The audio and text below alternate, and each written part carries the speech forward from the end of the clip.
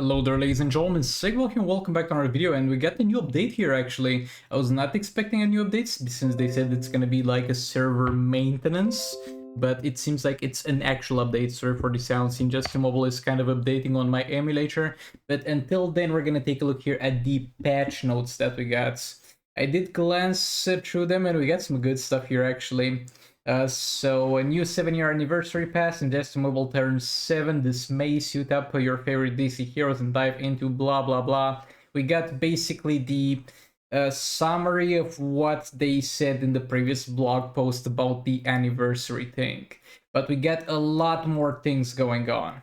So first of all, daily login calendars, random shards have been replaced with prismatic shards. And by random shards, bro, I'm pretty sure the daily shards were like for only Kinflan Sakumen, and instead of King, you're gonna get prismatic shards, which you can turn into any character, which is great. Though I don't think there is a big amount of shards in the daily logins. Maybe they changed that. Well, we'll see how it goes, but this is good. Though for new players, it's gonna take them longer to actually unlock King because of that change.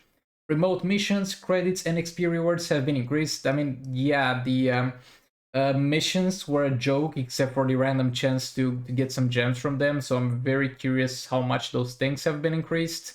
Hero shards and gears have been updated to reward any silver heroes. That's good because silver heroes are not something you get from a lot of places actually. An 8-hour remote mission has been added. Hero trait requirements have been updated to reflect balanced rewards. Leagues, daily check-ins can have improved rewards. Okay, I'm curious as to how much actually. Request shards, increase the amount of shards that can be requested from 10 to 30 per day. This is a huge win. I mean, it kind of sucks that they waited until the class ascension update rolled around, because now there's nobody that really has shards to donate. But at the same time, this is something that people, and me included, have been requesting for years to happen, and increasing the amount of shards you can give.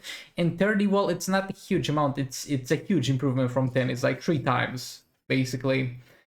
The League store hero purchase limit increased to 5 per day. I think it was previously 3 per day, which is great. I mean, honestly, it's not going to be that big of a deal with this, because when you're a new player, you're not really going to have the league credits to buy more than that. But it's good that it's there. Arena store.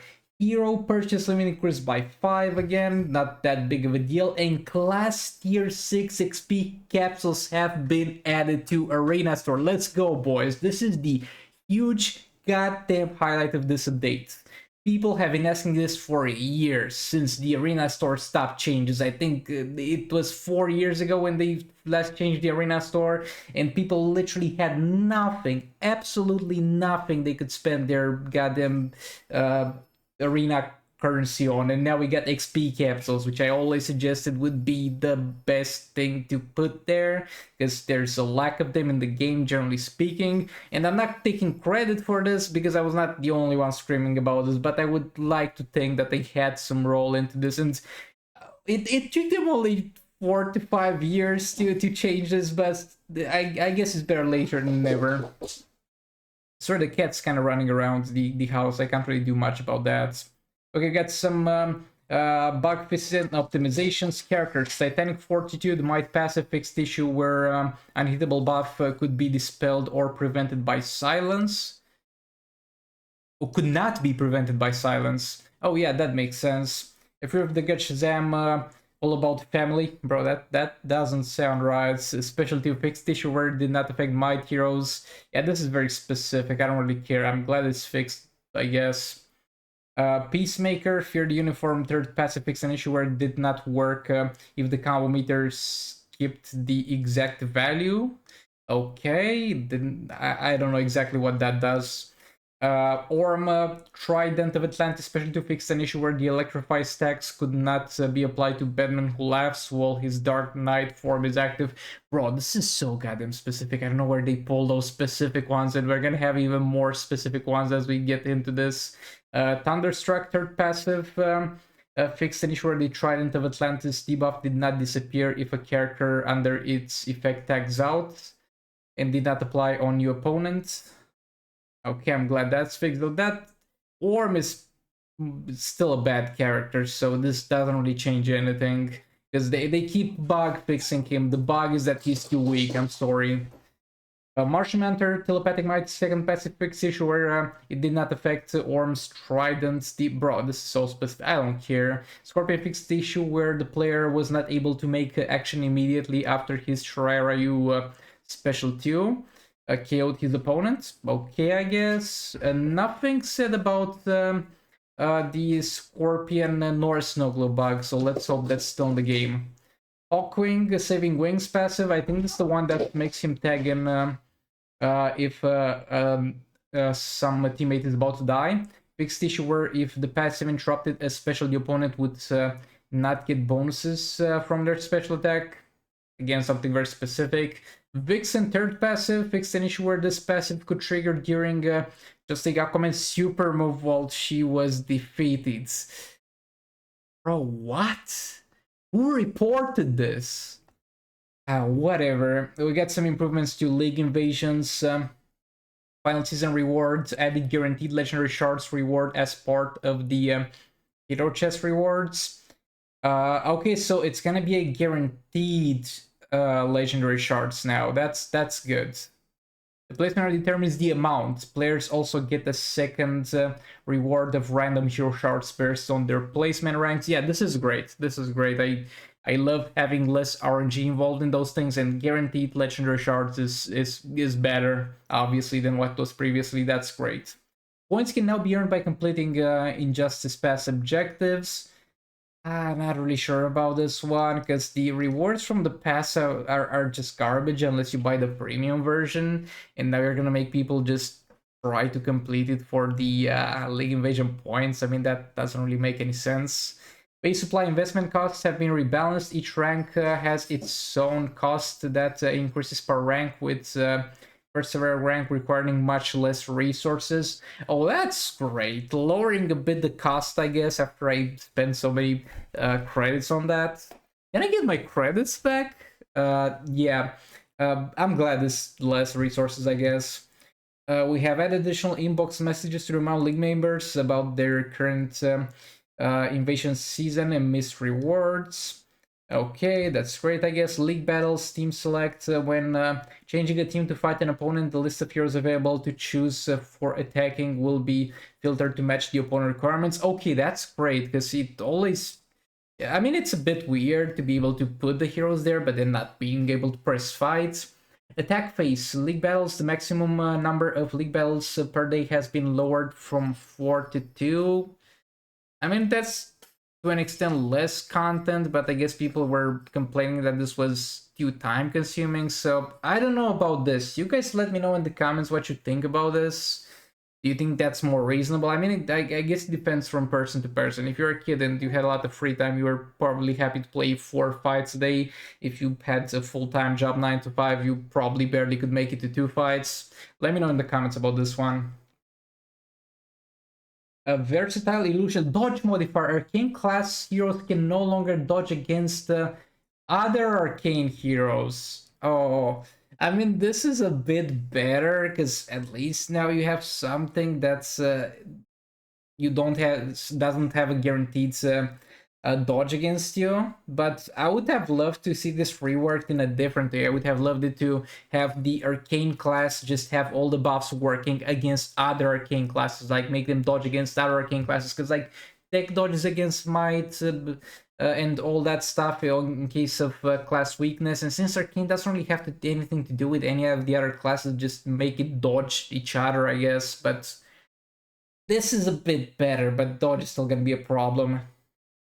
Bug fixes. League battles fixed issue where simultaneous outposts attacked by multiple members would not reward all of them with evasion points. Now all members receive points related to the damage they dealt to the outpost. This is amazing, because there was a bug where if multiple people entered the fight, if somebody killed it while you were still in the fight, you would get 0 points, and that sucked.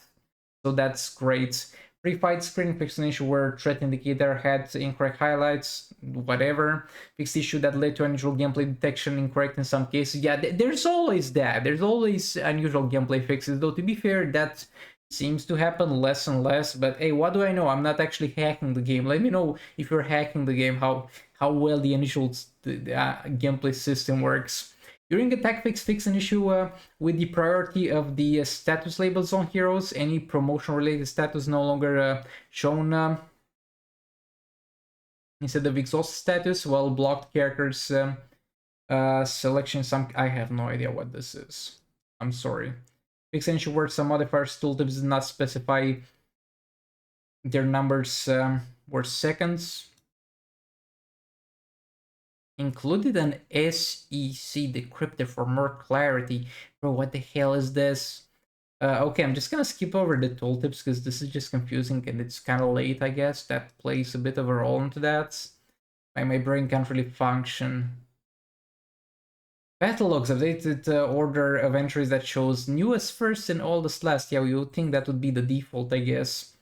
Heavy hitter facility buffs fix an issue where it could be triggered by damage over time effects from specials. Oh, so there was a stun buff that would get triggered by constant dot text, like let's say Beta Club dot, for example. I'm not sure if that's advantageous or bad because this was a facility buff. I think the facility buffs are the ones that affect the it's too late for me to give an opinion on this, but I guess it's gonna be less annoying because of that. Leaderboards potential personal rewards and split rewards sometimes would not open. In some cases, exit leaderboards menu. Nah, bro, it was fine for me. It was not exiting the leaderboards menu. It was simply crashing the game, so no worries. But I'm glad it's fixed for other people. Fixed an issue with receiving personal rewards in some cases. Yeah, the last few updates they always fix the not receiving rewards. Updated menu fixed issue where whatever this is button modifier. Yeah, let's just skip over those. I don't really care about the notification things, and I mean notifications are nice. Okay, let's move on. I don't think there's anything more interesting here to talk about. Soul Race, Rise of Krypton Tier 2, both Cheetah fix and ensure Cheetah's armor pierce buff duration did not correspond with the fight summary info. Oh boy, that was the biggest problem with Soul Raids. Kingdom of Madness, Tier 1 boss last of Joker fix and ensure specials did not reduce mitigation shield points. Yeah, that's actually nice. That was relatively annoying, I guess. Now I wonder if like specials that have multiple damage values are gonna reduce the shield by a lot. Let's say Black Adam 3rd specials that gonna like melt the shield would be nice to test out. Tier 2 boss Deadshot fixed an issue where the arsenal modifier were also applies to the player's team. Okay, did not notice that happen. Fixed an issue with chaos modifier timing. Okay, fix an issue with fatigue modifier. Okay, kind of irrelevant. Fix issue with anti field modifier. Did not decrease damage from specials. Whatever. A Realm Clash Tier 1 boss Manta fixed an issue where he applied the burn effect from his modifier when he performed his super move. I don't care, bro. I'm just glad passives work now against Manta because that was the biggest problem with him. Reverse Flash Intention where his name was The Flash. Yeah, bro, the biggest problem in Just Immobile was that the boss Reverse Flash was named The Flash. Like I'm glad that's no longer in the game. That was tragic. Black Lightning Pixel where the fight summary text did not correspond with the toxic modifier descriptions, whatever. Pixel where the selection map where his